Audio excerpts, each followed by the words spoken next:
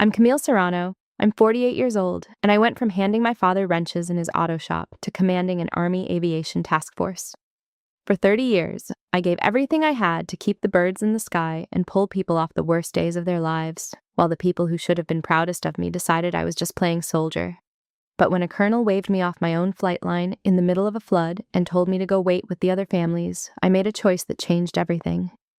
Have you ever been dismissed by someone who had no idea who you really were? If so, tell me your story in the comments. You're not alone. Before I get into what happened, let me know where you're tuning in from. And if you've ever had to stand up for yourself after being underestimated, hit that like button and subscribe. The first machine I ever loved was a 1968 pickup truck with a seized engine up on blocks in the back of my father's shop. I was 10 years old the summer he let me help him bring it back to life. He didn't hand me a broom and tell me to stay out of the way most men would have with a girl that age. He handed me a wrench and a flashlight and told me to hold the light steady and pay attention, because a machine only tells you its secrets once, and if you miss it, you have to wait for it to break again. My father's name was Salvatore Serrano. Before he ever owned that shop, before he married my mother, before any of us, he was a 19-year-old kid from a Gulf Coast town who got on a plane and came home 2 years later as a Huey crew chief who had seen things he never talked about at dinner. In Vietnam, he kept helicopters flying with baling wire and stubbornness, and an ear for trouble that no school could teach. When he came back, he opened a shop, and he spent the rest of his life fixing anything anyone brought him. Engines, transmissions, lawnmowers, marriages sometimes, if you count the neighbors who came in just to talk. I have one older brother, Anthony. He is 4 years older than me, and when we were kids, he was the one everyone assumed would take over the shop someday. He was the son. He had my father's hands, everyone said, though I noticed early that having the hands and using them were two different things. Anthony liked the idea of the shop. I liked the shop. There is a difference, and my father saw it before either of us did. I spent every weekend of my childhood in that shop. While Anthony was out with his friends, I was under a car with my father, learning to listen. That was his whole philosophy, listening. He used to say that most people hear noise, but a machine is telling you a story. And if you learn its language, it will tell you exactly what is wrong before you ever open it up. He would close his eyes next to a running engine and say, "There, hear that?" And I would strain and hear nothing, and then one day, when I was about 12, I heard it. A tiny hesitation in the rhythm, a stumble so small it was almost nothing. A bad valve, I told him, and he opened his eyes and looked at me like I had just said something in a language he thought only he spoke. He said, "You hear it." He didn't say it like a question. He said it like a man setting something down that he had been carrying alone for a long time. My mother loved me, I want to be clear about that. But she loved me the way you love a puzzle you can't quite solve. She wanted me in the kitchen, in a dress, thinking about a husband. When I came in with grease under my nails, she would sigh and send me to wash up, and there was a particular sound to that sigh that I can still hear. It said, "When is she going to grow out of this?" Anthony learned that sigh. He made it his own. By the time he was 16, he had a way of looking at me across the dinner table and saying, "She's just playing, Ma. She'll grow out of it when she finds a boyfriend." That made the whole table laugh. I laughed too, back then. It is a strange thing to laugh at the joke that is slowly erasing you. But I had the shop, and I had my father, and for a long time that was enough. In that shop, I was not a girl playing at something. I was a good mechanic who happened to be his daughter, and he treated my hands like they mattered because they did. The summer I turned 18, I sat on our front porch at dusk and told my father I had enlisted in the Army. I told him I was going to be a Black Hawk crew chief, that I was going to do what he had done, keep the birds in the sky. I had braced myself for a fight, or worse, for that sigh. My mother, when I told her, had cried in the way people cry when they're angry, and Anthony had said something about me running away from a real life. My father just sat there for a moment in the blue light. Then he put his hand on my shoulder, and it was heavy and warm, and it smelled like solvent and coffee the way it always did. He said, "You'll be the one keeping those birds in the sky. That's not a small thing, mija. That's the whole thing." I have carried a lot of medals since then. I have shaken hands with people whose names are in history books. Nothing any of them ever said to me landed the way those words landed on that porch. The rest of the house was dark behind us. It was just the two of us and the sound of the crickets and a man telling his daughter that the thing she loved was worth loving. I left for basic training 2 weeks later, and I never really lived in that house again. I didn't know it then, but I was already learning the lesson that would define the next 30 years of my life. The people who are supposed to see you sometimes never will, and the ones who do see you are a gift you don't get to keep forever. The Army, at first, was the easiest hard thing I ever did. Basic training broke a lot of people around me, but I had grown up being underestimated, and there is a strange strength in that. When you have spent your whole life being told you don't belong, a drill sergeant screaming that you don't belong is just Tuesday. I made crew chief. I learned the UH-60 Black Hawk the way I had learned that old pickup, by listening, and it turned out the ear my father gave me worked just as well on a turbine engine as it did on a carburetor. I could walk down a flight line and tell you which bird was about to give somebody trouble. I was good, and being good got me noticed, and being noticed got me a choice. In 2001, I was 23 years old and deployed when the towers came down. Something in me hardened that year into a shape I have never lost. I stopped wanting to keep the birds flying. I started wanting to fly them. That is not a small ambition for an enlisted woman from a shop in a small town. Flight school for officers is a different world, and the path from crew chief to the pilot's seat runs straight uphill. But I had learned something in that shop that served me better than any advantage of birth. I knew how to work when no one was watching, and I knew how to be the last one left. In 2003, at 25, I earned my commission through officer candidate school, and then I earned my wings. There were 19 of us who started flight training in my group. 2 of us were women. By graduation, I was the only one left. I remember standing on that flight line at Fort Rucker with my wings finally on my chest, and the first person I wanted to call was my father. He answered on the second ring, and when I told him, he was quiet for a second, and then he said, "Of course you did." Like there had never been any doubt. Like the only surprise was that the world had taken this long to catch up to what he already knew. I wish I could tell you that as I rose, my family rose with me. That is not what happened.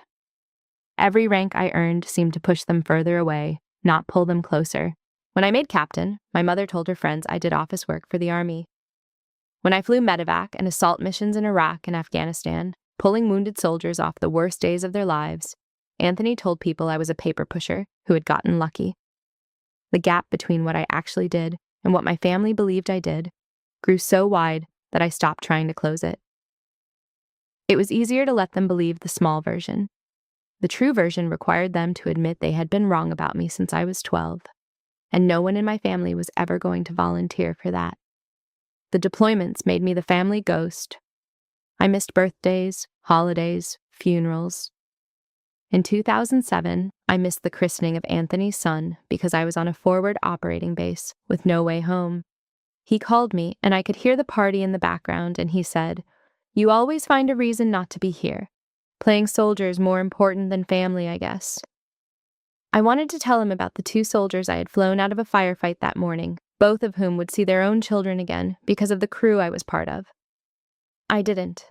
There was no point. To Anthony, I was still a girl who ran off to avoid a real life, and no amount of blood on my flight suit was going to change that story, because the story was never really about me. It was about him, and the life he had chosen, and the quiet fear that he had settled while I had flown. In 2011, I was awarded the Distinguished Flying Cross for a rescue under fire. I flew a Black Hawk into a valley I had no business coming out of, and I came out of it with people alive in the back who would not have been alive otherwise.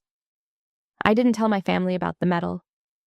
I found out later that Anthony heard about it from a cousin, and that his only comment was that they probably hand those out to everybody now. I want to tell you about that valley because it is the closest I can come to explaining what my family refused to see. It was a night mission, a 9-line call for a patrol pinned down in terrain that the manuals politely call unfavorable. There were 2 soldiers with wounds that would not wait for morning. The weather was bad, the ceiling was low, and the safe answer, the answer that would have kept my aircraft and my crew out of danger, was to wait. I have made the safe call before, and I will make it again. That night I made the other call. I flew into a valley with mountains on both sides and no room to turn around, holding a Black Hawk in air that did not want to hold it, while my crew worked in the dark to get 2 dying men into the back. We came out the far end with both of them alive. One of them wrote me a letter a year later. He had a daughter by then. He named her after the call sign painted on the side of my aircraft, which is a thing I have never told anyone, because it is too large to say out loud, without my voice doing something I would rather it not do. That is the version of me my family never met. They met the version who missed the christening. The one person who understood was slipping away from me by then. My father had gotten sick, the slow kind of sick that takes a strong man apart, one piece at a time. In 2015, when I was 37 and a major, I flew home to a hospital room that smelled like the end of things. He was small in that bed, in a way that broke something in me. This man whose hand on my shoulder had once felt like the whole weight of the world holding me in place. Anthony was there. Our mother was there. And in that room, with his family gathered, my father reached for my hand, not Anthony's, and he pulled me down close so he could speak, because his voice had gone to almost nothing. He said, "You kept your promise. You kept the birds flying. Go be who you are." I felt Anthony go still on the other side of the bed. I know he heard it. I know exactly what it did to him, because it was the thing he had wanted his whole life and never gotten, and our father, dying, had given it to me instead. I would love to tell you that grief brought us together. It did the opposite. My father's last words to me became one more thing Anthony held against me, one more piece of evidence that I had somehow stolen something that was rightfully his. We buried my father, and I folded the flag from his coffin, and it sat on the mantel in the house I grew up in, a house that no longer had a single person in it who was glad to see me. After the funeral, Anthony and I barely spoke for years.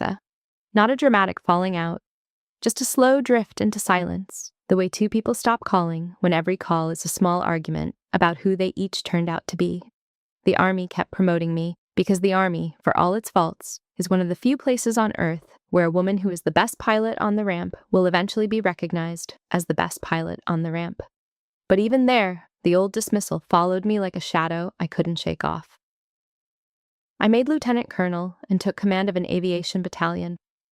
I made colonel and took command of a combat aviation brigade, hundreds of aircraft and thousands of soldiers, and still, it happened. I remember a joint planning conference in 2023. I was a full colonel, a brigade commander, and I walked into a room to coordinate a major operation. A senior officer I had never met looked up, saw a woman he didn't recognize, and handed me his empty coffee cup. He asked me to find the real commander and let him know the meeting was starting. The uniform said, "Colonel." He looked right at the eagle on my chest and still handed me his cup, because the story in his head about who commanders are did not have room in it for my face. I took the cup, I set it down on the table. I sat at the head of the table and I opened the meeting, and I watched the color drain out of him the way it drains out of all of them eventually. And I felt nothing, not triumph, just the old, tired familiarity of it. Being right, I had learned by then, is not the same as being seen. You can be the most right person in the room and still spend your whole life waving your arms in front of people whose eyes are closed. I tell you all of this so you understand what I was carrying the day a colonel on a flooded coast waved me off a flight line and told me the men had it handled. I want you to understand that I had heard that voice my entire life. From my mother's sigh, from my brother's jokes, from a stranger's coffee cup. I had heard it so many times that when I heard it again, standing on that wet apron with a storm coming in, I did not feel anger. I felt something closer to recognition, like an old song coming on the radio. I knew every word. I just didn't know yet how loud the last verse was going to be. It was the last week of summer in 2026 when the storm came ashore and did not leave. It stalled over the Gulf Coast and sat there for 3 days, and the water came up faster than anyone was ready for. Whole neighborhoods went under. People climbed onto their roofs and waited, and the calls for help came in faster than boats could answer them. When the water gets that high and that fast, boats are not enough. You need aircraft. You need helicopters that can hover over a rooftop and lower a rescue hoist and pull a family up out of the flood one person at a time. That is my world. That is what I command. By that summer, I was a brigadier general, 1-star, 48 years old, in command of an aviation task force built for exactly this kind of nightmare. When the state called for help, my task force was activated, and I moved my aircraft and my people toward the coast to run search and rescue over the drowned neighborhoods. I have a habit that drives my staff a little crazy. Before I take command of an operation, I like to walk the ground myself. early, alone, without the flag officer's entourage that turns every visit into a performance. My people know to have the aircraft ready and the plan built, but I want to see the real thing before everyone straightens their backs and tells me what they think I want to hear. So I flew ahead of my main body, and I had my aircrew set me down near the staging airfield, a regional airport that had been turned into a joint task force hub. And I walked onto that flight line in a plain, unmarked flight suit with no rank showing and a ball cap pulled low. I have learned more about a unit in 10 quiet minutes on a flight line than in 10 briefings in a tent. So I came early in a plain suit, and I listened. And what I heard, walking that ramp, was a story with a stumble in it. The same kind of tiny hesitation my father taught me to hear in an engine 40 years earlier. The launch order was wrong. The aircraft were staged in a way that would slow the first wave of rescue flights. And there was a crew standing around a Black Hawk who should have been in the air already. A warrant officer among them with the calm, coiled look of a pilot who knows the weather window better than the people giving her orders. I was standing near the cordon, reading all of this, filing it away, when a voice came at me from the side. Firm, clipped, certain of itself. "Ma'am, you can't be out here." I turned. He was a full colonel, an 06, silver eagle on his chest, maybe 52 years old, with the build of a man who had been an athlete once, and the flush of a man who had spent the last 72 hours running on coffee and adrenaline. His name tape said, Kessler. He was the ground coordination officer running the staging area, and he had looked across his flight line and seen a calm woman in a plain suit standing where she didn't belong. And his brain had filled in the rest of the story without waiting for the facts. He walked toward me, one hand up, herding me back toward the cordon, like I was a civilian who had wandered in from the parking lot. "The men have this," he said. "Go wait with the other families, all right? Let the professionals work. There's a tent over there for family members. Somebody'll get you coffee." I want you to sit with those words for a second, because I have. The men have this. Go wait with the other families. Let the professionals work. I could have ended it right there. 4 words, and my last name, and a glance at the aircraft turning final in the clouds behind us, and Colonel Kessler's whole world would have rearranged itself in an instant. But I didn't. I have heard that voice my entire life. And standing there in the wind with the rain starting to spit, I felt an old, cold curiosity rise up in me. I wanted to see how far it would go. I wanted to see the full shape of the thing. The way you sometimes let an engine run just a little longer so you can be absolutely sure of the sound it is making. So I said nothing. I stepped back the way he wanted, toward the cordon, and I watched him nod, satisfied. A man who had handled a small problem and turned back to his flight line. And that is when I heard it. Above the wind, above the generators and the idling engines, the specific, unmistakable beat of a UH-60 Black Hawk coming in low and fast under a storm ceiling. My aircraft. Call sign Talon 6, my command bird, carrying my sergeant major and my forward element, coming in exactly on time to link up with the general they could not find because she was standing at the cordon being offered coffee. The Black Hawk broke through the low clouds and flared over the apron and set down maybe 10 feet from where Colonel Kessler stood. The rotor wash hit us both, flattened the grass, threw grit and spray across the whole staging area. And before the aircraft had even fully settled on its wheels, the doors were sliding open and my people were coming out. Command Sergeant Major Otis Brandt came out first. Brandt has served with me for the better part of a decade. He is 50 years old, built like a fireplug, and he has exactly one facial expression, which is the expression of a man who has already seen everything you are about to do and is not impressed by it.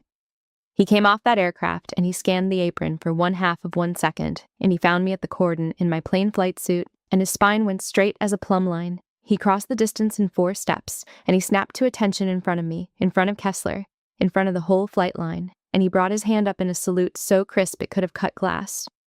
"General Serrano," he said, loud enough to carry over the dying rotor. "Task force is on station and ready, ma'am." Behind him, the entire crew of that Black Hawk had come to attention and saluted too. And then, the way it always spreads, the soldiers nearest us saw it and came to attention, and the ones near them saw that and followed. A wave of straightening backs rolling outward across the apron, until half the flight line was standing at attention, facing a woman that a colonel had just offered a cup of coffee. I returned Brandt's salute. "Good to see you, Sergeant Major," I said. Then I turned to Colonel Kessler. I have relived the look on his face more times than I would like to admit, because I am not proud of how satisfying it was. The color went out of him. All of it. He had been flushed and certain and moving, and in the space of about 3 seconds, he went pale and still, like a man who has just felt the floor become water. His eyes went from my face to the star that wasn't on my chest because I wasn't wearing it, to Brant, still holding his salute, to the aircraft, and back to my face. And I watched him do the terrible arithmetic. I watched him understand. "General," he said. His voice had gone somewhere small. I didn't. "Ma'am, I didn't recognize." "I know you didn't, Colonel," I said. I said it quietly, so it was between us and not a performance for the flight line. "Walk with me." And I turned toward the operations tent, and the newest general on that coast walked off the apron with a pale colonel falling into step behind her, past the tent where they were going to bring me coffee with the other families. The rain was coming harder by the time we reached the operations tent, drumming on the canvas. I ducked inside and let the flap fall, and for a moment it was just the two of us and the sound of the storm and a folding table covered in maps of the drowned coast. I let Kessler stand there for a second. Not to torture him. I needed the second more than he did, honestly, to decide what kind of officer I was going to be in the next 5 minutes. Because here's the truth about that moment that no one tells you. When you finally have the person who dismissed you dead to rights, when the whole flight line just watched them realize how wrong they were, the easiest thing in the world is to take the win. To make them small the way they made you small. To collect the debt with interest. I have wanted to collect that debt my whole life. And I have learned that collecting it never once made me feel the way I thought it would. So I didn't raise my voice. I looked at Colonel Kessler, soaked and pale and waiting for the axe, and I said, "You don't owe me an apology for not recognizing my face. Faces are easy to get wrong. You had a woman in a plain suit on your flight line and you made a call. I have made worse calls with better information." He blinked. Whatever he had braced for, it wasn't that. "But here's what you do owe me," I went on. "You owe me a flight line that runs on competence, not on who looks the part. Because when you decided I didn't belong out there, you weren't just wrong about me. You were telling me exactly how you decide who belongs. And I need to know if that same instinct is out there right now on your ramp, deciding who flies and who doesn't. Because we have people on rooftops, Colonel, and I cannot afford one more decision made by that instinct. Can you give me that? A flight line that runs on competence?" "Yes, General," he said. "Yes, ma'am." I nodded. "Good. Then let's fix your launch order, because it's wrong, and it's costing us time we don't have." I saw something flicker across his face then. Something under the shame. Surprise. He had expected to be destroyed, and instead he was being put to work. I have found that this confuses people more than any punishment could. They are braced for the fall, and instead you hand them a job. The flap of the tent snapped open, and Command Sergeant Major Brant came in out of the rain, and he took one look at Kessler standing there and his jaw set. Brant and I have been together too long for me to miss what he was thinking. He was thinking about the coffee. He was thinking about the words, "Go wait with the other families," and he was doing the math on how many rotor blades a colonel could scrub in the rain before the mission was over. "Ma'am," he said, and his voice was very even, permission to speak plainly. "Granted." "He should be scrubbing rotor blades in the rain right now," Brant said, looking straight at Kessler. "Sergeant Major," I said. "Noted and denied. We don't have time to be offended. We have people on rooftops, and the colonel here is about to become very useful. Isn't that right, Colonel?" "Yes, ma'am," Kessler said. Brant held his look for one more beat, then gave a short nod and let it go. Because that is what a professional does even when every fiber of him wants to do otherwise. But I saw what it cost him, and I want to be honest that a part of me was grateful for it. It is a strange comfort to have someone be angry on your behalf so that you don't have to be angry yourself. Brant carried the anger I had put down so I could keep my hands free for the work. We spent the next 2 hours rebuilding the staging plan around the storm and the people who needed pulling out of it. And through all of it, in the back of my mind, I kept hearing that voice. "The men have this. Go wait with the other families." I kept turning it over, the way you turn over a stone you have carried in your pocket so long it has gone smooth. And I realized, standing in that tent, that the reason the words landed so hard was not Colonel Kessler at all. It was every voice underneath his. My mother's sigh, my brother's laugh, a stranger's coffee cup. Kessler had just been the latest man to say the oldest thing, and my body had recognized the song before my mind caught up. Later that night, when the plan was set and the first rescue flights were turning in the dark, I stepped to the edge of the apron to breathe. The rain had eased to a mist, and a young officer came and stood a respectful distance away, not quite ready to speak. Lieutenant Gwen Ashby, 25 years old, one of my junior aviators, and the future of this whole thing if the world doesn't grind her down first. She was the same age I had been when I earned my wings, and she had the same look I remember having, the look of someone who is good and knows it, and is starting to understand that being good is only half the fight. She said, "Permission to ask you something, ma'am." I nodded. She said, "Does it ever stop? Getting waved off like that?" I saw what happened this morning. I saw him send you to the family tent. And you're a general. If it still happens to you, does it ever? I thought about lying to her. There is a version of leadership that would have told her, "Don't worry, work hard and it goes away." But she was too good for that lie, and she would have known it was a lie, and I would have lost her a little. So I told her the truth. "It doesn't stop," I said. "I have a star on my shoulder, and it still happened to me this morning on my own flight line. It does not stop." Her face fell, and I put my hand up. "But here's what does happen," I said. "It stops mattering. Not because they stop doing it, because you stop needing them to be wrong about you out loud. For a long time, I needed the moment this morning.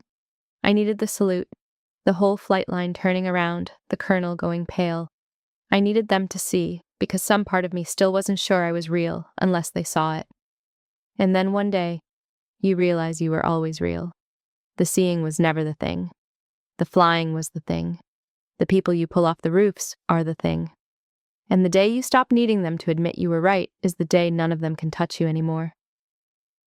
She was quiet for a while, the two of us watching the horizon, a 48-year-old woman and a 25-year-old woman, both in flight suits, both staying. Then she said, "Thank you, ma'am." And she went back to work. And I stood there a minute longer, thinking that maybe that conversation was worth more than every medal in my drawer, because I had gotten to hand a younger version of myself the thing it took me 30 years to learn. But I was not done with Colonel Kessler, or rather, the situation was not done with him. Because when I walked that flight line as its commander in the gray light before dawn, I found out that his instinct, the one that had waved me off, had already done real damage before I ever arrived. There was a warrant officer on that ramp named, well, I'll keep her name out of this, a chief warrant officer with the coiled calm I had noticed my first 10 minutes on the ground. I pulled her file. She had 400 hours of overwater rescue flying. 400. She was, by a wide margin, the single most qualified rescue pilot on that entire flight line. And Colonel Kessler had her on fuel logs. He had taken the best rooftop rescue aviator on the coast and made her a clerk and put less experienced pilots up front because, as I would learn when I asked him, he wanted a steady hand leading the first flights, and his idea of a steady hand did not look like her. I found him at the fuel point at dawn, and I put it to him plainly. "She has 400 hours of overwater rescue," I said. "You put her on fuel logs. Explain that to me like I'm going to write it in a report, because I am." He didn't have an explanation that survived being said out loud. He started with, "General, with respect, I was managing risk the way I saw it." And I stopped him. "You were managing comfort," I said. "Yours. You looked at the ramp and you put the pilots up front who made you feel steady, and you sent the best one to count fuel. That is not risk management, Colonel. That is the exact same call you made when you sent me to the family tent, and this time it cost us the best pilot on the coast for 2 days of a rescue operation. Reinstate her. Restructure the launch order around actual qualifications. Brief me in 30 minutes. That's the boundary. Meet it." He met it. To his credit, and I will give him credit, he did not argue and he did not sulk. He went and did it. He put the warrant officer back in the seat where she belonged, and he rebuilt the launch order around who could actually fly the mission, and 30 minutes later he briefed me a plan that was, honestly, good. Better than good. Because underneath the bluster, Colonel Kessler was not a stupid man. He was a man who had been promoted into a set of assumptions about who was capable and had never once been forced to check them against reality. Most people go their whole lives without being forced to. I just happened to land on his flight line in a plain flight suit at the exact wrong moment for his assumptions and the exact right moment for mine. I did not relieve him. I want to be clear about that because I know the satisfying version of the story ends with me firing him on the spot, but relieving him would have been about me. It would have felt wonderful for about an hour. Fixing the flight line was about the people in the water, and a colonel who has just been shown, in front of everyone, exactly how his assumptions fail and then handed a chance to do better is a more useful man than a colonel who has been fired and replaced by a stranger who has to learn the whole operation from scratch while people drown. I chose the water. I have chosen the water my whole career. It is the only choice I have never regretted. At first light, with the launch order fixed and the right pilots up front, the weather cracked open just enough to fly, and we went to work. I flew. I want you to know that. There is a version of a general who stays on the ground and moves symbols around a map, and there are days when that is exactly what a general should do. But I came up through the seat, and on that first big rescue push, with a narrow weather window and more rooftops than aircraft, I was not going to sit in a tent and watch. I took Talon 6 up myself with Brandt as my crew chief in the back, and I flew a rescue line into the drowned neighborhoods to do the exact work Colonel Kessler had told me the men had handled. Flying a rescue hoist over a flooded neighborhood is some of the most demanding flying there is. You are holding a 15,000-pound helicopter in a stationary hover over a rooftop in gusting wind with power lines strung invisibly through the water below you, while a crew in the back lowers a cable to people who are frightened and cold and sometimes so relieved that they do dangerous things. You hold that hover by feel, by ear, by the 1,000 tiny corrections your hands make without asking your brain first. It is the truck engine and the turbine and every hour of my life folded into one impossible balance. We worked the neighborhoods for hours. Talon flight, ease your hover, I called over the radio to Ashby in the second aircraft as we came up on a row of houses with wires down the north side. Watch the wires on the north side. We do this slow and we do it right. Nobody else drowns today. We pulled a family of 5 off a roof that morning. A mother, a father, 3 kids, the youngest maybe 2 years old, wrapped in a soaked blanket and screaming until the moment the crew got him into the cabin, at which point he stopped and stared around at the inside of the helicopter with the enormous, solemn eyes of a child who has decided to trust the strange, loud thing that saved him. I looked back once, just for a second, and saw Brandt holding that little boy steady. This fireplug of a sergeant major with one facial expression, holding a 2-year-old like he was made of glass. We got them to dry ground, and we turned around, and we went back for the next roof, and the next, and the next. There was an old man on one of those roofs who would not leave without his dog. The crew tried to explain over the wind that we would come back, that the hoist was for people first, and he shook his head and sat down next to the animal and folded his arms, and I understood him completely. So we brought them both up, the man and the dog was terrified and shaking, and it pressed itself against Brandt in the cabin the whole way to dry ground, and Brandt let it, this fireplug of a sergeant major with one facial expression, letting a soaked mutt shiver against his leg because its owner had refused to be saved without it. There was a teenage girl on another roof who had kept her 2 younger brothers calm for a day and a night, singing to them, she told us later, so they would not be scared, and who only started crying herself once she was in the cabin and knew it was over, because she had been holding it for all 3 of them, and finally got to set it down. You do not forget those faces. I have flown a lot of missions in my life. The rescue missions are the only ones I would fly again, exactly as they were. They told me later that Colonel Kessler stood in the operations tent and watched the whole thing on the monitors. The feed from the aircraft, the rescue count climbing. They told me he didn't say a word for almost an hour. He just watched the general fly the mission he had said the men would handle. I think that hour did more than any dressing down I could ever have given him. Because you cannot argue with a rescue hoist rising through the rain with a family on it. You cannot tell yourself a comfortable story about who belongs in the seat while you are watching the person you waved off do the impossible thing, over and over, all morning long. Somewhere up the chain, people were starting to notice how the staging had been run before I arrived. I never had to file the report I threatened Kessler with. I didn't have to. When higher headquarters looked at the operation, the story told itself. The best pilot on the coast had been counting fuel. The launch order had been built around comfort instead of capability. Those facts do not need a general to point them at anyone. They point themselves. Kessler's standing wobbled, and I could have given it the final push, and I chose not to, because I had already gotten the only thing that mattered to me. Not his downfall, the flight line running right, and the families off the roofs. Here's the part of the story I think about the most, and it is the part that surprised me. Colonel Kessler did not become my enemy. He became, over the next few days, something closer to my student, and he earned it. The second night of the operation was the worst. The weather came back hard, the water rose again, and we were flying at the absolute edge of what was safe. Launching into weather that would have kept us on the ground on any normal day, because there were people who would not survive until morning. And through that whole terrible night, Colonel Kessler was on the ramp. Not in the tent, on the ramp, in the driving rain, marshalling aircraft, running the fuel point himself, doing the cold, unglamorous, invisible work that keeps a rescue operation alive. The work my father used to do in Vietnam. Crew chief work. The work Kessler, 3 days earlier, would have said was beneath a man of his rank. I found him at the fuel point around 2 a.m, soaked to the bone, guiding a Black Hawk in with lit wands, and when the aircraft was clear, he came over to me and he didn't wait for me to say anything. "I looked at you," he said, "and I saw what I expected to see instead of what was in front of me. That's on me, General.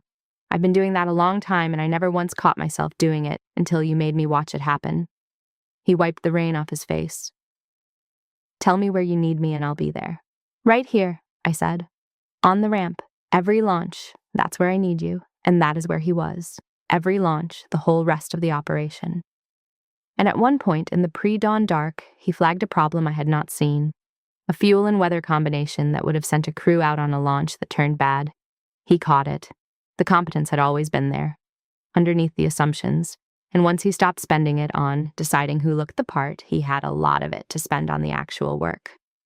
"He's not wrong, ma'am," Brandt said when Kessler brought it to us. "That's a good call. Then we make it," I said. "Good work, Colonel." Something happened in his face when I said that. "Good work, Colonel." 2 words, and I watched them mean more to him than his eagles ever had, because they were earned in front of the same flight line that had watched him fail. I understood that look. I had spent my whole life chasing that exact feeling. And I found to my surprise that giving it to him felt better than receiving it ever had. It was in one of those dark, in-between hours, standing in the operations tent between launches, that I looked at my phone and saw I had a voicemail from a number I had not seen in a long time. My brother, Anthony. I stepped into a corner and put it to my ear, and my brother's voice came through, halting, unsure, nothing like the man who used to make the whole dinner table laugh at my expense. He said, I saw you on the news, flying. They had the footage, the rescues, and they said the task force commander was leading the flights herself, and then they said your name. Serrano, my sister. I didn't know you did that. I didn't know a lot of things, I guess. Call me if you want. I stood in the corner of that tent with the rain on the canvas and the rescue count climbing on the monitors and my brother's uncertain voice in my ear, and I did not know what to do with it. For 20 years I had told myself I did not need my family to understand, and it had been almost true. Almost. Almost is a heavy word to carry.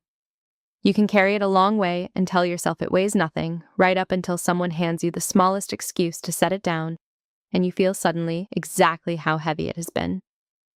I did not call him back that night. I had rooftops to clear, but I saved the voicemail and I found myself listening to it again the next day and the day after that. My sister, he had said. My sister, like it was a fact he was trying out for the first time. The flood crested, and then slowly it began to fall. The calls for help thinned out. The rooftops emptied. After 5 days, the task force stood down from active rescue and shifted to the long, grinding work of recovery. And eventually we began to demobilize. We had pulled hundreds of people out of the water. Not everyone. You never get everyone, and the ones you don't get stay with you. But hundreds of people were alive who would not have been. And a flight line full of exhausted crews had done that. And I was proud of them in a way that had nothing to do with me. On the day I left the airfield, Colonel Kessler found me at my aircraft. He came up and he stood at attention, and this time there was nothing pale or panicked in it. He was just a soldier saying goodbye to a commander. "And if you'll have me on your ramp again, General," he said, "I'd consider it a privilege." I looked at him. "Keep the standard where it is now, Colonel," I said. "Right where you found it these last 5 days. Keep it there when no one's watching and no general is standing on your flight line, and you'll have a home on any ramp I run. Let it slip back to comfort, and you won't." That's the deal. Understood, ma'am, he said, and I believed him. Not because he said it, because I had watched him stand in the rain for 5 nights doing crew chief work, and a man does not fake that for 5 nights.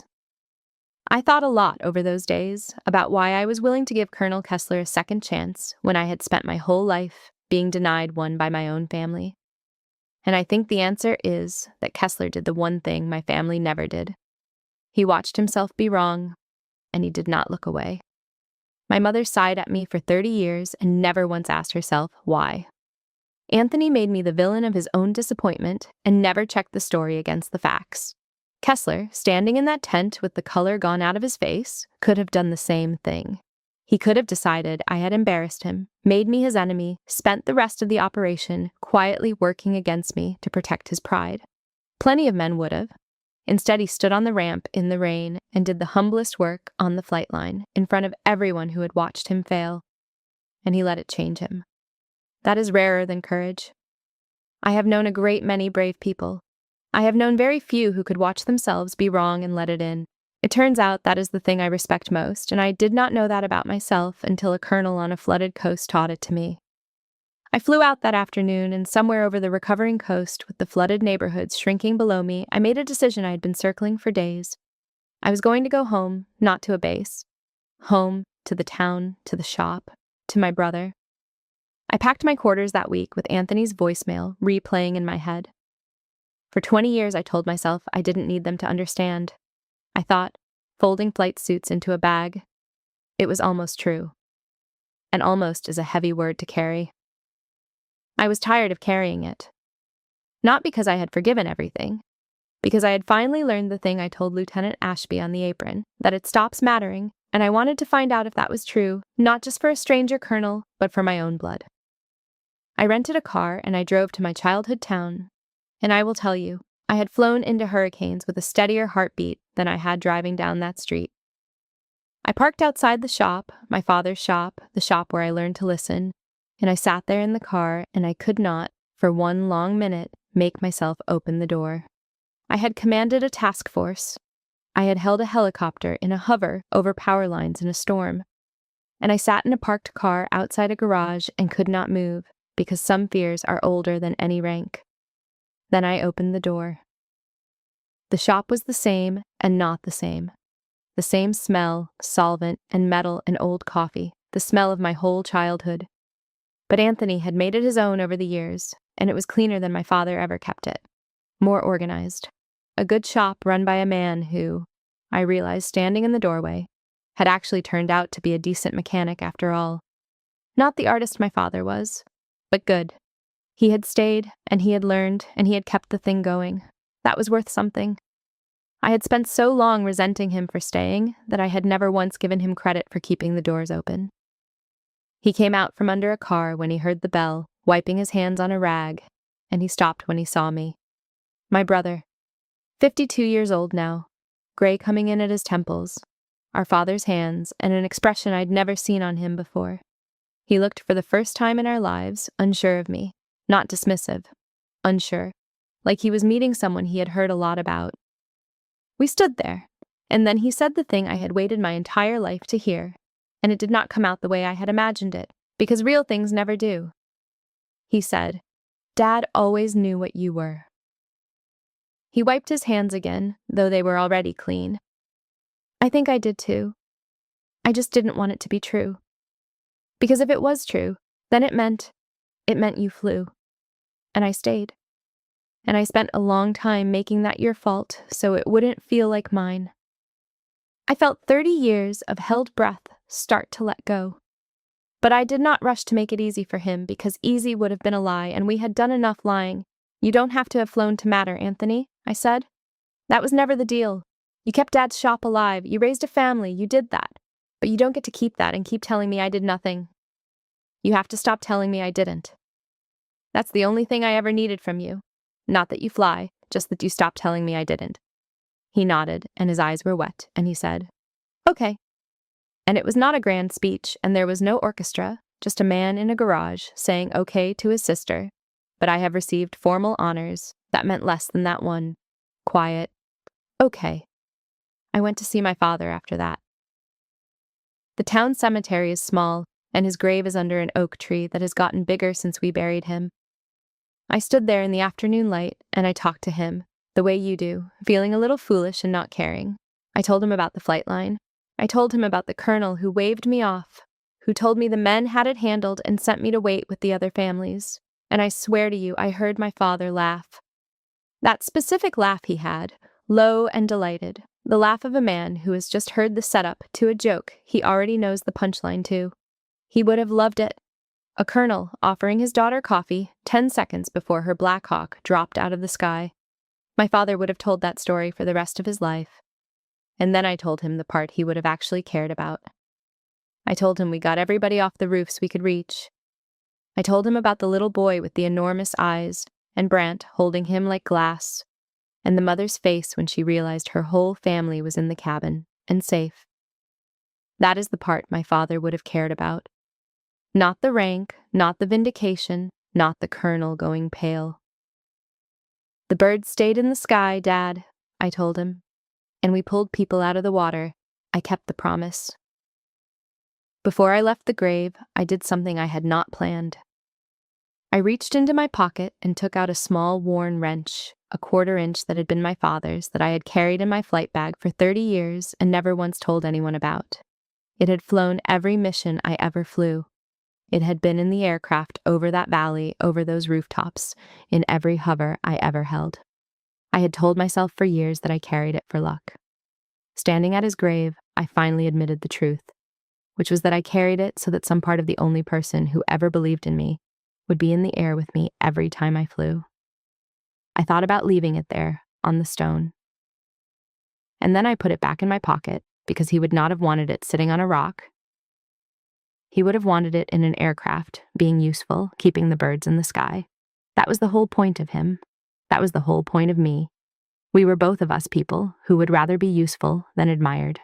And it took me until that afternoon under the oak tree to understand that this was the real inheritance, not the shop, not the medals, just that one plain idea that the work is the thing and the seeing was never the point. I stood there a long time under that oak tree. The man who taught me to listen was gone, and the man who spent our whole lives refusing to hear me had finally, at 52, learned how. And I was somewhere in the middle, 48 years old, a general, a daughter, a sister, standing at a grave with grease under her nails from touching the tools in the old shop. Home, at last, in her own skin.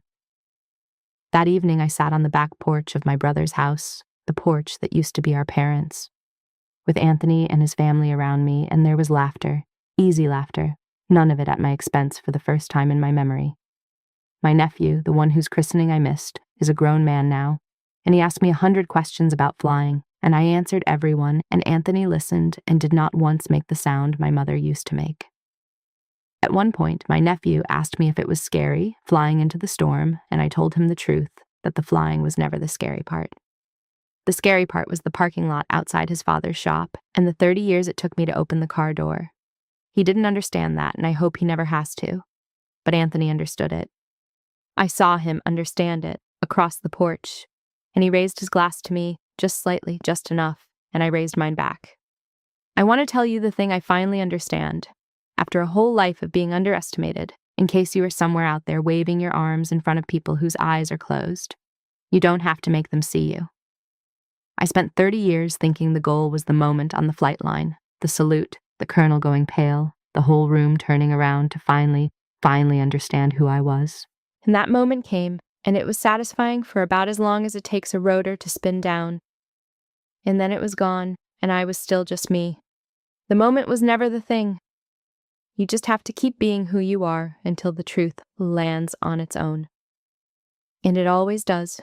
It landed on that flight line the second my aircraft touched down. It landed in my brother's garage, 30 years late. It lands. You cannot rush it, and you cannot force it, but if you keep flying, keep working, keep being exactly who you are when no one is clapping, the truth will land, and you will be standing right there when it does, in your plain flight suit, already turning toward the work, not needing anyone's permission to be the thing you already are. The men have this, he told me. They didn't. I did. And the best part, the part my father would have understood, is that in the end, I didn't even need to say so. The Black Hawk said it for me. And then I got back to work. That's my story, and I'm still a little surprised I finally told it out loud. And if you've ever had someone look right at you and decide you couldn't possibly be who you say you are, I'd love to hear about it. What would you have done if a colonel waved you off and told you to go wait with the other families? Do you think I let him off too easy, or was the restraint the stronger call? And has anyone in your own family ever taken years too long to finally see you for who you really are? Tell me in the comments, because I read them and I answer. And if this story hit home, hit that subscribe button and stay a while. It means more than you know.